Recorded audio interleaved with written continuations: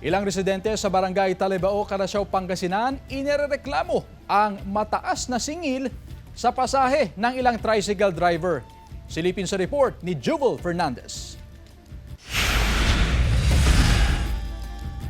Inirereklamo ng ilang residente ng barangay Talibao sa Carasao, Pangasinan ang mataas na singil sa pasahe ng ilang tricycle driver na pumapasada roon.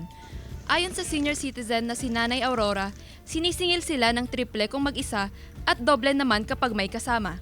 Yung pasahe namin doble. Doble ang pamasahe. Pag nag-iisa ka, triple. Ayaw nyo na ng 30.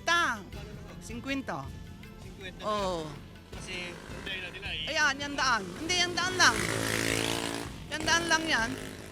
Ang nakikitang dahilan ng mga residente kung bakit mataas ang singil ng ibang tricycle driver ay ang lubak-lubak na detour habang ginagawa pa ang tulay. Talagang 20 talaga, sir, ang singil namin kahit hanggang bayan, hanggang dito.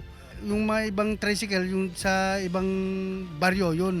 Siyempre, sinisingil nila ng 30 kasi parang arkila na yun eh. Pero sa amin, talagang 20 lang po.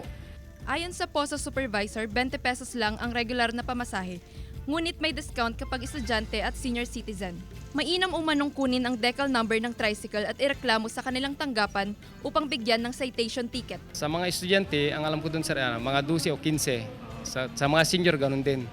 Kung pwede, sakay na lang sila ng mga kabarangay nila sa may TODA para automatic yung pamasahe nila doon na alam na ng mga kabarangay kung ilan ang sisilin sa kanila po.